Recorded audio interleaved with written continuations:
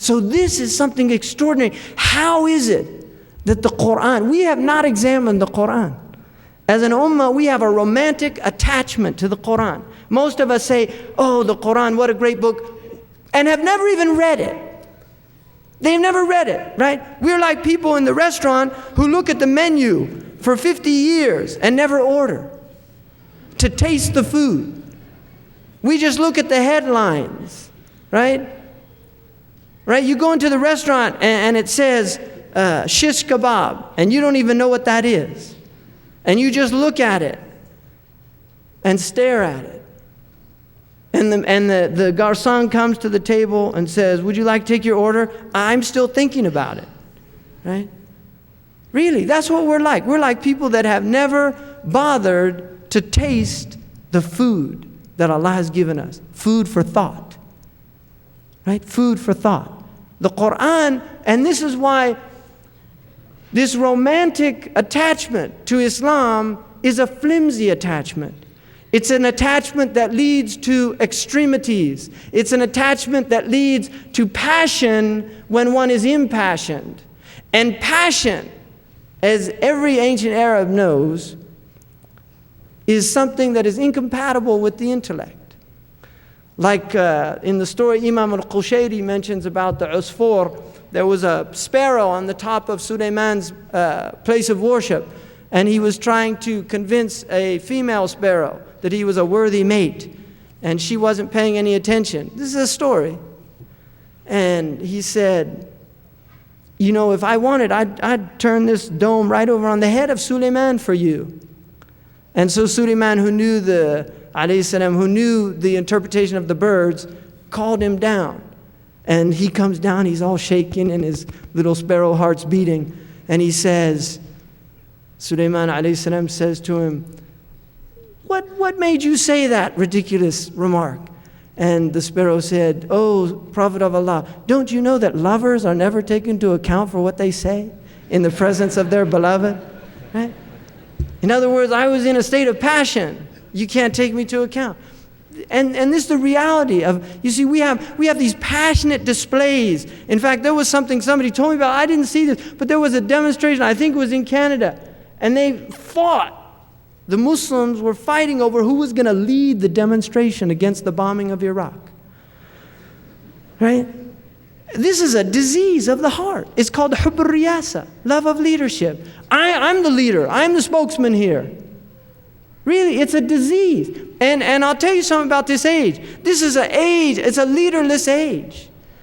It is a leaderless age. Because the one prerequisite of leadership is not there. And that is that you don't desire it. Because if you desire it according to the hadith, you're not allowed to have it.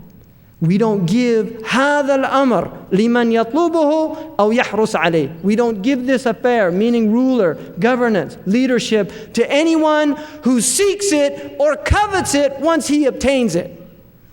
That gives an end to election day. It's over. Right? Vote for me. That is the sign that you shouldn't vote for him.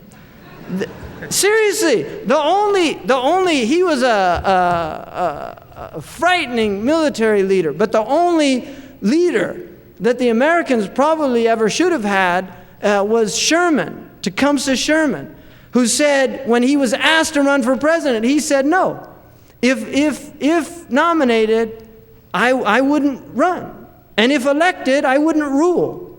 That sign there is a sign that should be the man that they should put forward. Not the man saying, vote for me, right? I'm the proper ruler. I can help you out. That's the man, he can't help you out because he's too busy seeking power, right? Really, it's a disease in the heart. They love it. They want to, this is why that man couldn't step down. This man can't step down. He couldn't even dignify the American people by resigning before this whole thing came out. Just be a dignified human being and say, I made a mistake, and it was a mistake that makes me unworthy to be the moral leader of the United States. Because the president is also considered the moral leader. They understand that concept within their own tradition. He's incapable because his moral flaws are too great. Right? We can't, if an imam did something like that, that's it, it's over. You know, he'll have to come into the masjid if he comes in with his head bowed down and never say another word in public because he's been disgraced. And you don't want that person put forward as an example. In fact, one of the things they noted in the newspapers was after that scandal, suddenly the use of foul and descriptive language became commonplace in all of their major newspapers. Things that young people are reading, the children are reading. And suddenly these things are belittled. And this is the destruction of the moral fiber of the society, whatever's left of it. There's not much left, right? It's like whole wheat bread and white bread. Right? Seriously, there's no brand there. There's no moral fiber. It's gone. It's junk food. Right? You have junk souls. And that's really, this is a serious crisis. And like Sidi Muhammad Sharif said, we have the religion that can transform these people and make them great people, because these people, not only the Canadians, but the North Americans in general, have the potential for greatness. They have the potential, and we have to recognize that. They have worked wonders in the world. And if they would transform their energies and make it for the sake of Allah instead of the sake of dunya, they would work wonders for Islam. And we should desire their guidance. We should desire their guidance. We should not desire their destruction. We should desire their guidance. We should desire the destruction of the worst elements of that society that is corrupting the best elements of it. Because there are evil people.